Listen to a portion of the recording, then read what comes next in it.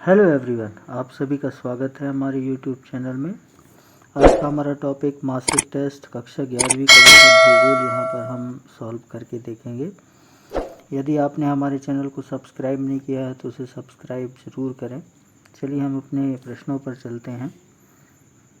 पहला प्रश्न है, निम्न में से सही विकल्प चुनिए। तो का है, ज्योग्राफी शब्द का सर्वप्रथम प्रयोग किसने किया? तो इसका उत्तर है एरेटोस्थेनीज ने, सेकंड ऑप्शन। इसके बाद ख नंबर का प्रश्न देखते हैं। एक वैज्ञानिक विषय के रूप में भूगोल 3 वर्गीकृत प्रश्नों से संबंधित है, निम्न में से इनमें सम्मिलित नहीं है। तो इसका उत्तर है फोर्थ, क्यों। ग नंबर का प्रश्न देखते हैं। निम्न में से बांग्लादेश की सीमा किस भारतीय राज्य से नहीं मिलती? तो इसका उत्तर है ए, पश्चिम बंगाल। अगला प्रश्न देखते हैं। घ, निम्नलिखित में से कौन सा अक्षांशीय विस्तार भारत की संपूर्ण भूमि के विस्तार के संदर्भ में प्रासंगिक है? तो इसका उत्तर है सेकंड नंबर का 8 अंश 4 उत्तर से 37 अंश 6 उत्तर। चलिए हम अगले प्रश्नों पर चलते हैं।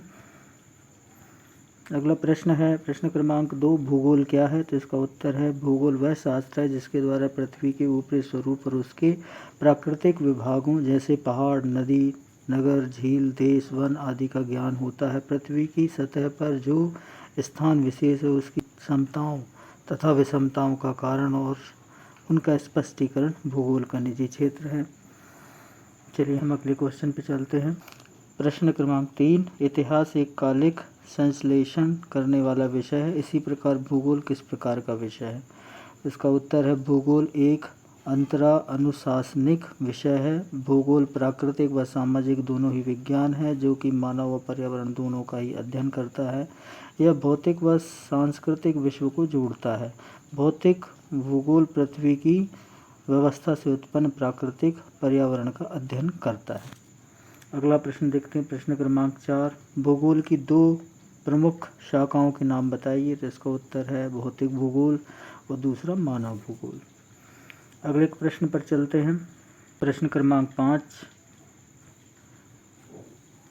सतत विकास के लिए भौतिक वातावरण का ज्ञान आवश्यक है, स्पष्ट कीजिए। तो इसका उत्तर है सतत विकास के लिए भौतिक वातावरण का ज्ञान होना आवश्यक है, क्योंकि हमारे लिए पर्यावरण संरक्षण जो सतत विकास का अभिन्न अंग है, कोई नई अवधारणा नहीं है। भारत में प्रकृति और वन्य जीवों का संरक्षण आगाध आस्था की बात है जो हमारे दैनिक जीवन में प्रतिबंधित होता है और पौराणिक गाथाओं, लोक कथाओं, धर्मों, कलाओं और संस्कृति में वर्जित है। प्रश्न क्रमांक 6, सामान्यतः कर्क रेखा भारत को किन 2 जलवायु कटिबंधों में विभक्त करती है? तो इसका उत्तर है सामान्यतः कर्क रेखा भारत को 2 जलवायु कटिबंधों में विभक्त करती है। भारत की जलवायु दक्षिण में उष्ण कटिबंधीय है और हिमालयी क्षेत्रों में अधिक ऊंचाई के कारण अल्पाइन। अगला प्रश्न है प्रश्न क्रमांक 7, भारत में विस्तृत देशांतर विस्तार का अरुणाचल प्रदेश और गुजरात में क्या अंतर पाया जाता है? तो इसका उत्तर है सूर्योदय अरुणाचल प्रदेश के पूर्वी भाग में गुजरात के पश्चिमी भाग की अपेक्षा 2 घंटे पहले होता है। क्योंकि अरुणाचल प्रदेश और गुजरात क्रमशः भारत के पूर्व और पश्चिम में स्थित हैं, दोनों देशांतर का अंतर 30 डिग्री है। प्रत्येक को देशांतरों के बीच 4 मिनट के समय का अंतर होता है। चलिए हम अगले प्रश्न पर चलते हैं। प्रश्न क्रमांक 8, मानक यामी उत्तर को 60 डिग्री 30 देशांतर के गुणांक में चुनने का क्या कारण है? तो इसका उत्तर है विश्व के देशों में आपसी समझ के तहत मानक माम्यूत 7 अंश 3 देशांतर के गुणांक पर चुना जाता है। यही है कि 82,030 कारण है और 82 अंश 30 डिग्री पूर्व यामी उत्तर को भारत की मानक साम्य उत्तर चुना गया है। भारतीय मानक समय ग्रीनविच माध्य समय से घंटे मिनट आगे है। चलिए अगले क्वेश्चन पे चलते हैं। प्रश्न क्रमांक 9, भारत के पड़ोसी देशों के नाम लिखिए। तो इसका उत्तर भारत के पड़ोसी देश के नाम निम्नलिखित हैं। पहला पाकिस्तान, दूसरा अफगानिस्तान, तीसरा म्यांमार, चौथा नेपाल, पाँचवा इंडोनेशिया, छठवां चीन, सातवां मालदीव, आठवां भूटान। इस तरह हम क्वेश्चंस को हल करेंगे और लिखेंगे। धन्यवाद।